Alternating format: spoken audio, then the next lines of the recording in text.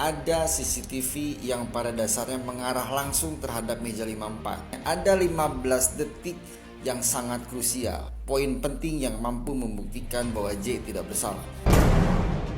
Jadi kalau misalnya, sorry ya saya ngomong ya, kalau misalnya sekarang nih kita bongkar nih mayatnya, masih bisa diotopsi?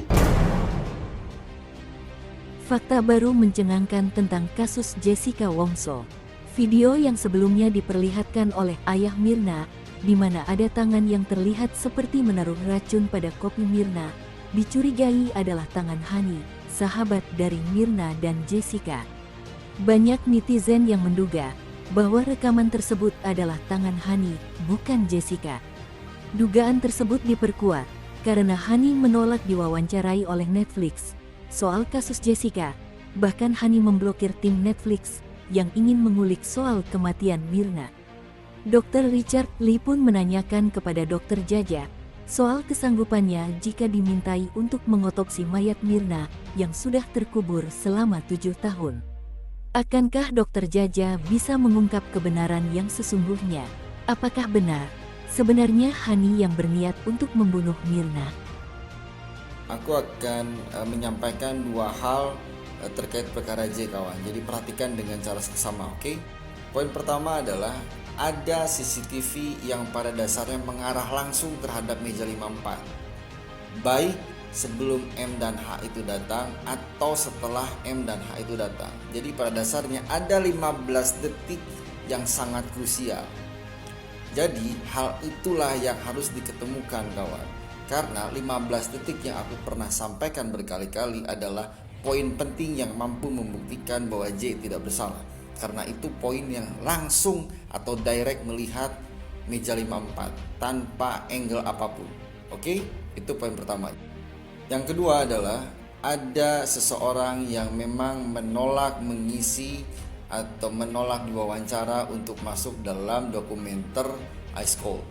Bahkan saking panik dan merasa terancamnya, orang tersebut sampai memblokir nomor kontak dari produser ataupun perwakilan dari dokumenter movie tersebut, kawan. Pertanyaannya, ada apa? Kenapa beliau merasa panik, merasa khawatir, bahkan merasa terancam hingga sangat tertutup bila berhubungan dengan perkara J? Itu menambah tanda tanya, ada apakah dengan sosok tersebut, kawan. Karena patut diduga bahwa sosok tersebut ikut bertanggung jawab atas kejadian yang terjadi di kafe tersebut. Krisna Murtimu juga diminta menurut mereka. Nggak mau ya oke buat. Hani juga akhirnya dicari kejar terus langsung di blok nggak mau. Saya nggak tahu kenapa. Fakta baru ini tentu membuat anggota Komisi 3 DPR Hinca Panjaitan semakin prihatin atas fitnah yang telah diterima Jessica, sehingga Jessica telah mendekam 7 tahun lebih di dalam penjara. Dengan tegas, Hinca meminta agar kasus Jessica baiknya dibuka kembali jika memang terungkap kebenaran bahwa ada pelaku lain yang sebenarnya berniat jahat untuk membunuh Mirna. Saya minta kepada negara, kalau disebut negara semua kita, sesuai dengan tupoksinya masing-masing. Mari kita letakkan, kita dasarkan kasus Jessica ini menjadi PR kita semua. Mari kita diskusikan lagi, mari kita buka lagi. Silahkan nanti teman-teman advokat mengajukan sesuai mekanisme yang ada, dan para penegak hukum memperhatikan, mendengar, melihat apa yang terjadi, menjadi sebuah pengadilan yang progresif, yang bisa menjemput rasa keadilan. Siapa tahu kemarin ada yang tercecer. Jangan takut mengkoreksi kesalahan. Banyak kejanggalan dari kesaksian yang disampaikan Hani dalam persidangan. Salah satu contohnya, ketika Hani bersaksi bahwa dirinya sempat mencicipi kopi Mirna, namun hanya di bibir, tidak ditelan. Sikap Hani seperti menunjukkan, seperti dirinya sudah mengetahui ada racun di kopi Mirna, sehingga Hani tidak berani menelan kopi Vietnam tersebut.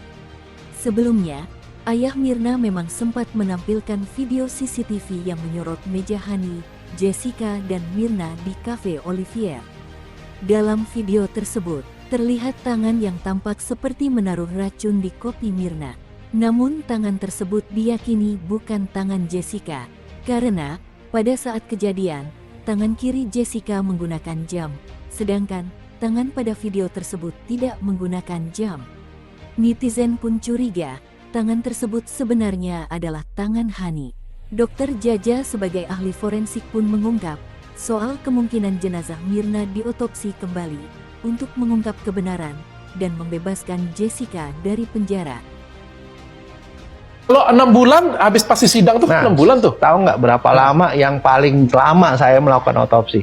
55 tahun sampai 60 tahun setelah kematian. Masih bisa. Loh, saya periksa tulang sadado Jepang di Papua tuh 55 tahun setelah dia meninggal. Jadi kalau misalnya, sorry ya saya ngomong ya, kalau misalnya sekarang nih kita bongkar nih mayatnya, masih bisa diotopsi? Tapi ada tapinya. Apa? Makin lama waktunya, makin sedikit yang ketemu. Iya, oke. Ya, Tapi masih bisa? Iya, kalau diotopsi bisa. Tapi masalahnya racunnya ada di situ nggak? Tergantung jenis racunnya. Tergantung jenis racunnya. Misalnya contoh, kalau orang dibacok, itu kalau bacok kena tulang, ya sampai tulangnya masih 30 tahun, 50 tahun. Ini kan 7 tahun ya? Ini 7 tahun ya? 2016 kurang lebih 7 tahun ya? Iya. Apa yang terjadi pada suatu mayat yang dikubur dalam peti selama 7 tahun, apa yang terjadi dong? Apakah sudah terjadi pembusukan sempurna? Masih bisa dilihat otaknya, paru-parunya? Kita kan mencari penyebab kematian lain dong, salah satunya itu kan? Ya, masih tapi bisa kalau ketemu? masalahnya masalah gini, cyanida itu ada di jaringan lunak, bukan di jaringan keras. Oke, kan kita kan kalau misalnya kita bongkar nih ya, kan kita kan mencari sianida atau yang kedua kita mencari penyebab kematian lainnya, ya kan? Sekarang anggaplah kita cari sianidanya, soalnya kalau misalnya dokter nggak ketemu sianidanya nanti ada selentingan lagi kan? Oh iya kan sudah bertahun-tahun hilang kan kayak gitu. Iya, kan? makanya saya bilang sebenarnya tidak perlu digali pada kasus ini karena kenapa? Yang paling gampang. Sekarang pertanyaan gini, Richard percaya nggak dengan puslapor? Percaya dong, mereka kan profesional. Waktu dia muntah pertama tidak ada sianida.